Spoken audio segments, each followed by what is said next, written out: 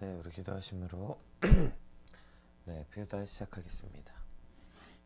하나님 감사합니다. 오늘도 말씀 앞에 우리를 불러주시고 주의 말씀 묵상하게 하시니 감사합니다.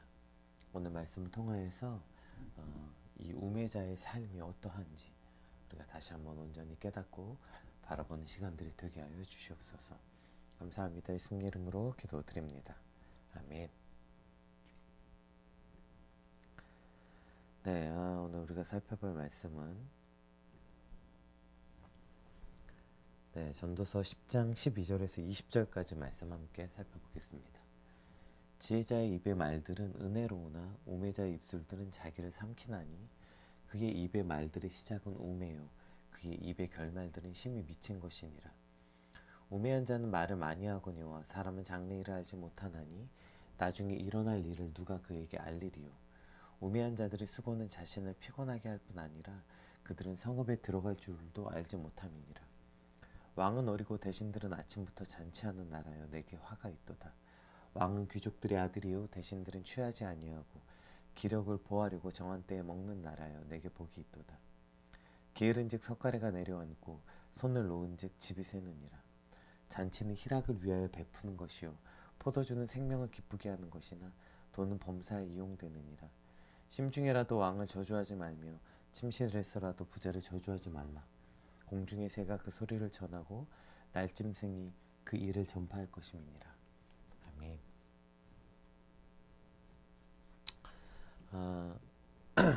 오늘 본문은 이제 어제에 이어서 그 우매한 자의 영향력과 그 특징에 대해서 계속해서 기록하고 있습니다.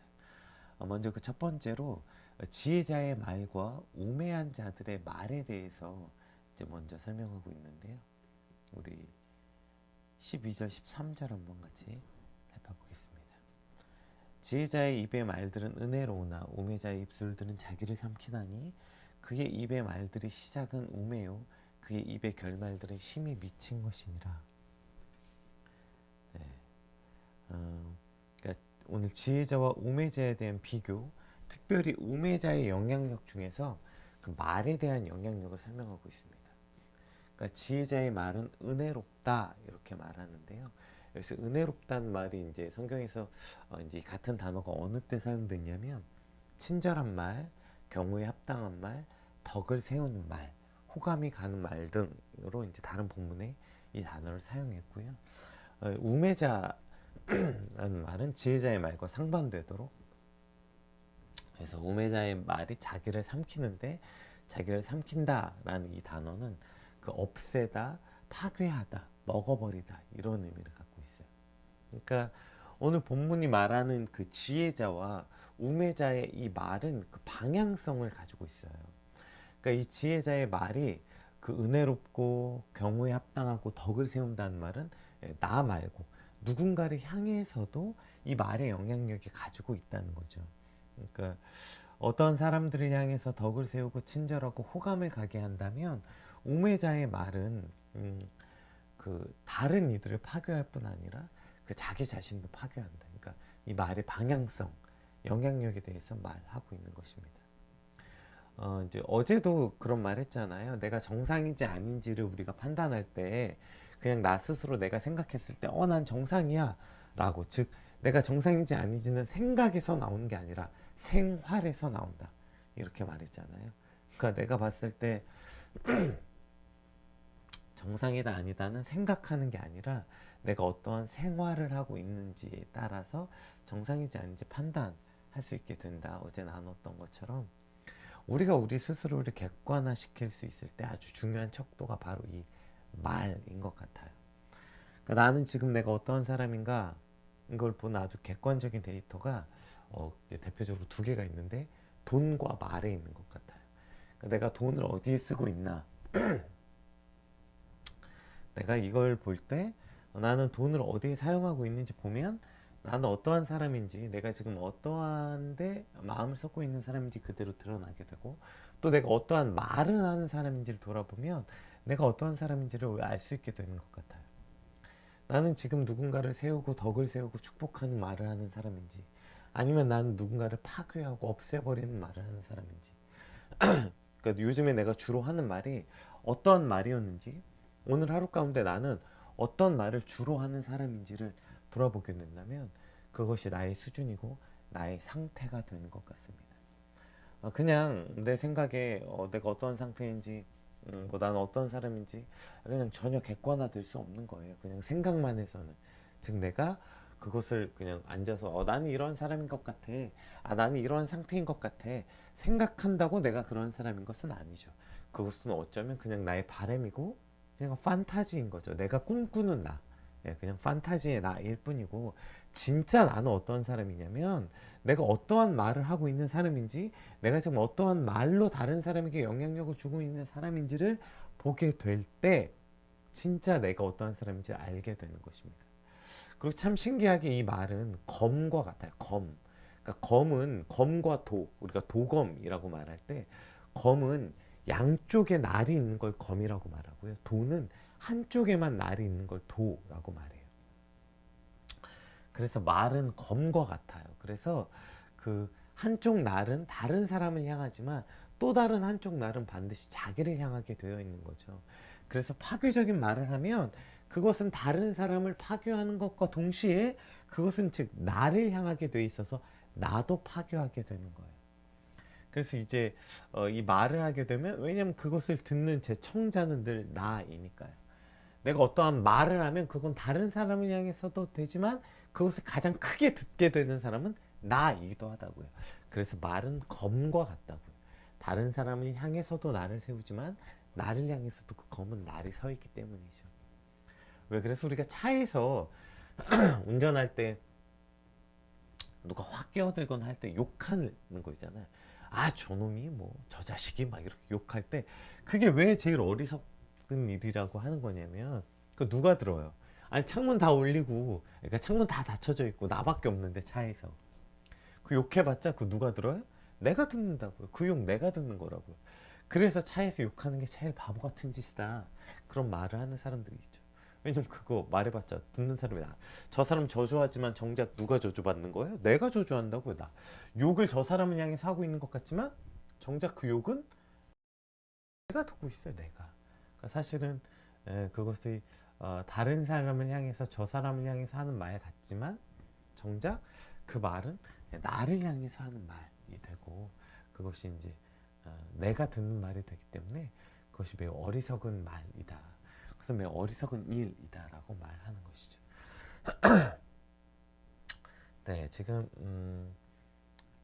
인터넷 연결 상태가 좋지 않아서 화면이 자꾸 끊기네요. 그래서 조금 불편하신 분들은 그냥 화면 말고 그냥 음성만 들으시면 조금 덜 불편하게 오늘 비우다에 참여하실 수 있을 것 같습니다.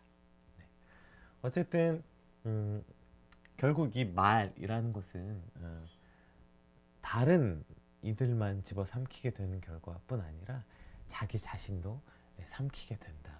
오늘 본문은 그렇게 말하고 있습니다. 그래서 13절은 이렇게 말해요. 13절을 공동 번역으로 읽어보면 어리석은 사람은 어리석은 소리를 짓거리다가 어리석은 사람은 어리석은 소리를 짓거리기 시작하여 결국에 얼빠진 소리를 하다가 화를 입는다. 이렇게 돼 있어요.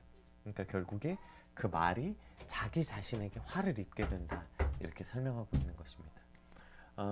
오늘 우리 입술에서 나오는 이 우매한 말이 나도 파괴하고 다른 사람들도 파괴하는 그러한 우매한 자의 어리석은 영향력이 되지 않게 되길 간절히 소망합니다. 오늘 우리의 말이 은혜로운 말, 누군가를 세우고 힘을 주고 다시 살게 하는 그런 말을 하게 될 때 그 말은 다른 이들에게도 다른 이들을 세우고 다른 이들을 축복하는 것뿐 아니라 우리 자기 자신도 살게 되고 나 자신도 축복하게 되는 말이 되는 것이죠. 따라서 어리석은 말을 하는 우매한 자의 영향력이 아니라 지혜로운 말을 하는 은혜로운 말을 하는 은혜로운 영향력을 가진 저와 여러분의 하루가 되시길 주님으로 축복합니다. 우리 또 이 우매한 자의 그 말의 영향력 14절도 한번 볼게요. 우매한 자는 말을 많이 하거니와 사람은 장래일을 알지 못하나니 나중에 일어날 일을 누가 그에게 알리리요. 그러니까 우매한 자의 말의 특징이 뭐냐면 말을 많이 한대요. 여기서 말을 많이 한다는 것은 수다장이라는 뜻이 아니라요. 마치 자기 자신이 장래에 일어날 일들까지 모두 아는 사람들처럼 말한다고요. 그래서 내가 모든 것을 아는 사람처럼 말을 많이 한다, 이런 의미죠. 즉 내가 말을 많이 하는 건 내가 모든 것을 알고 있다, 내가 많은 것을 알고 있다 라는 태도에서부터 시작하기 때문에 말이 많다는 거예요. 특별히 오늘 저 같은 목사들이 늘 경계해야 되는 일, 목사뿐 아니라 어떤 리더자들, 권위자들이 늘 경계해야 되는 말이죠. 왜 그들은 말을 많이 하는 걸까요? 내가 많이 알고 있다고 생각하기 때문이거든요. 내가 많이 알고 있다고 생각하니까 잔소리도 많아지고, 내가 많이 알고 있다고 생각하니까 이 사람 저 사람에게 수많은 훈계도 늘어놓게 되고 말을 많이 하게 되는 거예요. 그것이 근데 우매한 자들의 모습이라는 겁니다. 사람은 자기의 장래일을 알지 못한다고요. 당장 내 앞에 당장 1분 후에 5분 후에 어떤 일이 일어날 줄도 모르면서 마치 내가 뭐 대단한 걸 많이 알고 있는 양 말하는 것, 그래서 말이 많다는 거예요. 정작 뭐 하나도 제대로 아는 것도 없으면서 많이 안다고 착각하기 때문에 말을 많이 하고, 그것이 우매한 자라는 것입니다. 특별히 우리가 하나님 앞에서 뭘 알겠어요. 그래서 오늘 우리의 늘 태도가 하나님 앞에서 늘 나는 아무것도 아닙니다, 나는 아무것도 모릅니다, 주의 은혜를 구하고 지혜를 구하는 자들은 저렇게 헛된 말을 늘어놓는 사람들이 되지 않게 된다는 것입니다. 따라서 오늘 우리 입술이 자꾸 말을 많이 하게 되는 것, 쓸데없는 말을 많이 하게 되는 것은 마치 내가 장래 일도 알지 못하면서 대단한 것을 알고 있느냐 착각하기 때문이라는 것입니다. 내가 뭐 아는 것처럼 열심히 떠들어대지만 결국에 15절, 결국 우매한 자의 수고는 자신을 피곤하게 할 뿐 아니라 그들은 성읍에 들어갈 줄도 알지 못함이니라, 이렇게 설명합니다. 그러니까 우매한 자의 첫 번째 말에, 그러니까 우매한 자의 특징 영향력인 이제 그 말의 영향력 첫 번째가 그 말인데, 그 우매한 자들의 말들은 다른 이들을 삼키고 자기를 삼키는 영향력을 갖게 되고, 또 두 번째는 말이 뭐가 많이 안다고 착각해서 많이 말하지만 마치 우매한 자들은 자신이 미래에 일어날 모든 일 또한 알고 있는 것처럼 떠벌리지만 내가 모든 것을 다 아는 것처럼 말하고 다니지만 결국 그 결과는 아무것도 없고 그냥 스스로를 피곤하게 하는 것뿐이다 라고 설명합니다. 그래서 그들은 성읍에도 들어갈 줄 모른다. 이것이 그 당시에 사용되던 격언 같은 거라고 많이 해석해요. 이거 어떤 뜻이냐면 자기 집도 찾아갈 능력이 없다, 이런 뜻이에요. 그러니까 그들은 성읍에 들어갈 줄도 모른다. 그러니까 자기 집에 찾아갈 능력도 없다는 거예요. 실상 자기 집도 찾아갈 능력도 없는 이가 무슨 대단한 사람이냐, 모든 것을 다 아느냐, 그렇게 떠들어 대봤자 그것의 결과는 그냥 피곤하기만 할 거라는 거예요. 자기 자신도 피곤하고 듣는 이도 피곤하고 아무런 영향가 없는 일이 되고 아무런 영향력 없는 일이 된다는 것이죠.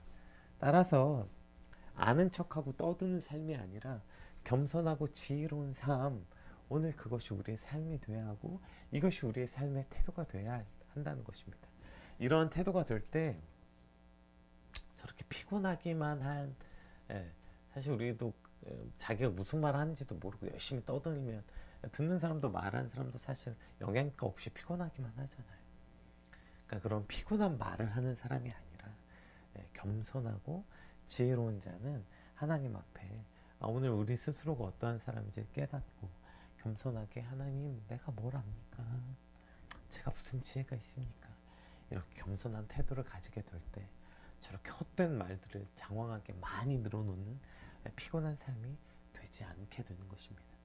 따라서 누군가를 파괴하는 어리석은 말을 하는 자도 아니요, 내가 모든 걸 대단한 걸 아는 척 말하지만 그렇게 아는 척 말하면 말만 많아지고 피곤할 뿐이기에 하나님 앞에 겸손하게 하나님, 내가 무엇을 알겠습니까?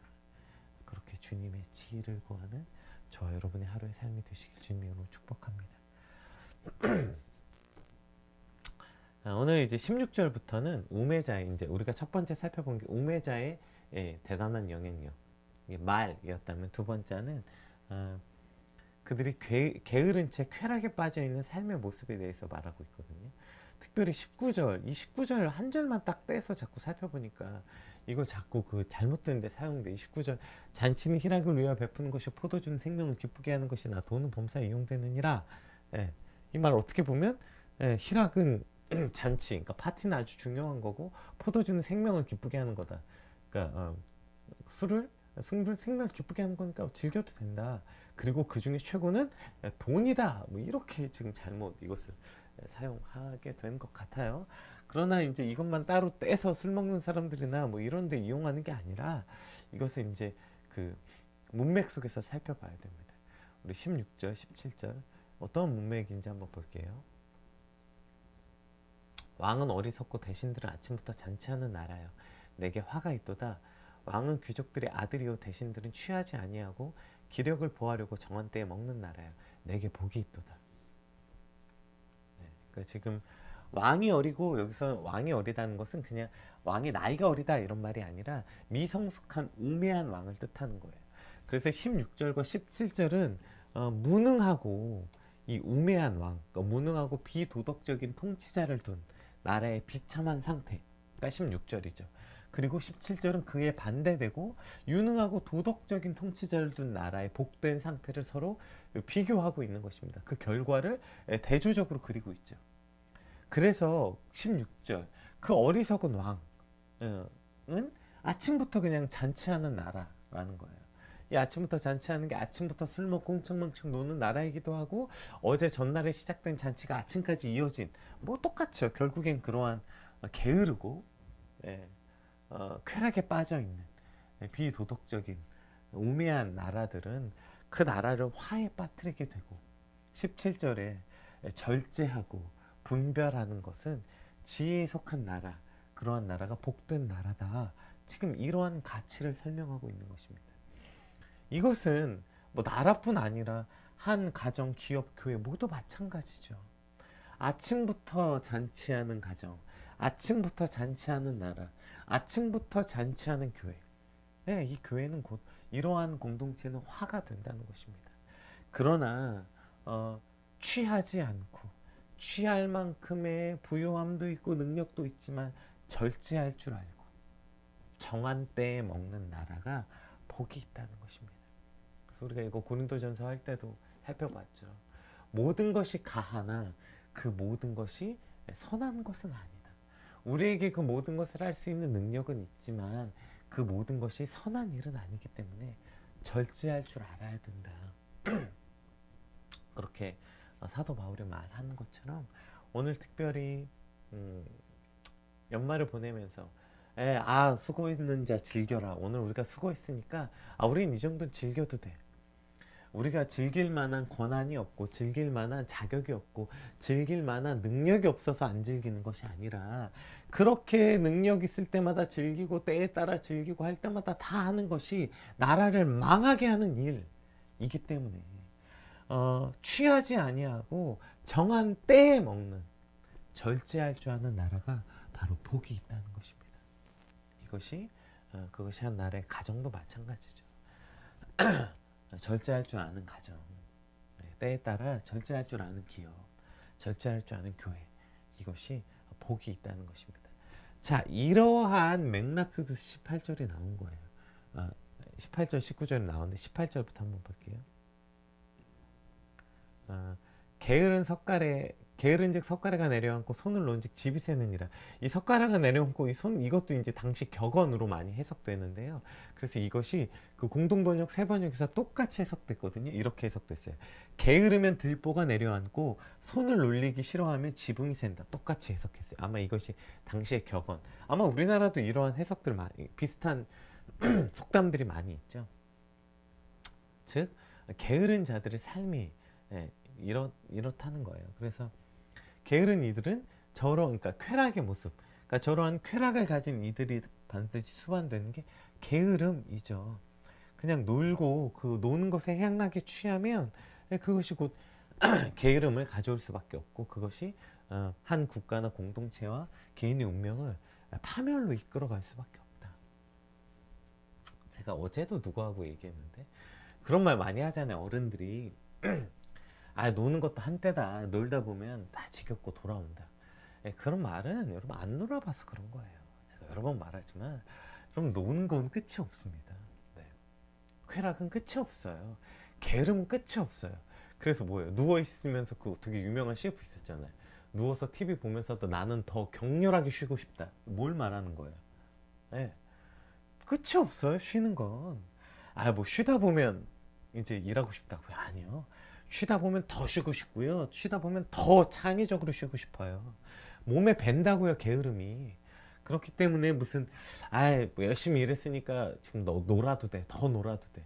아니요, 그 노는 것은 몸에 밴니다. 저도 사실 이제 스스로 늘 경계하는 것들 중에 하나인데, 여러분 그 최악의 그 취미, 그 가장 파괴적 취미가 여러분 오히려 게임이 3위인가 그렇더라고요. 거기보다 더 위에 뭐가 있는 줄 알아요? 1위가 낚시였던 것 같고요. 2위가 여행이었어요. 여행. 우리가 여행에 대해서 그냥 여행 너무 좋지. 저도 여행 진짜 좋아하거든요. 근데 왜 이 여행이 파괴적인 취미인 줄 아세요? 네, 그것이 마치 마약과 같이 중독을 일으킨다고요. 더 격렬하게 그것을 즐기고 싶은 욕구가 일어난다고요. 그 어떤 이 뭐죠? 절제할 줄 모르는. 그래서 더 여행 가고 싶고. 그 심지어 여행에 빠진 사람들 인생은 여행을 위해서 살잖아요. 예, 뭐죠? 1년 일하고 1년 여행하고. 그럼 이것이 결코 온전한 삶에 즐기면서 삶에 사는 방식이 여러분 성경에서 말하는 삶의 방식이 아니에요. 근데 많은 기독교 크리스찬 청년들도 여기에 많이 빠져 있는 거죠. 여러분 이것은 결코 성경에서 말하는 삶의 방식의 태도가 아닙니다. 게으름과 도덕적인 안이함, 이것이 바로 뭐죠? 오늘 본문에서 말하는 그 어리석은 우매한 자들의 삶의 방식이라고요. 절제할 줄 아는 삶, 게으르지 않고 주어진 일에 최선을 다하면서 살아가는 삶, 이것이 바로 지혜자의 삶이며 성경에서 우리에게 말하는 삶의 방식이지. 그렇게 그냥 즐기면서 쾌락에 빠져서 살아가는 것이, 그래서 게으르면 들보가 내려앉고 손을 놀리기 싫어하면 지붕이 새는 겁니다. 그리고 저러한 게으름과 손을 놀리기 싫어하는 저러한 쾌락을 추구하고 게으름을 추구하는 삶의 방식은 계속해서 더 강력한 쾌락과 더 강력한 게으름을 부르게 되는 것이죠. 그리고 그러한 맥락에서 19절, 잔치는 희락을 위해서 베푸는 것이요 포도주는 생명을 기쁘게 하는 것이나 돈은 범사에 이용된다.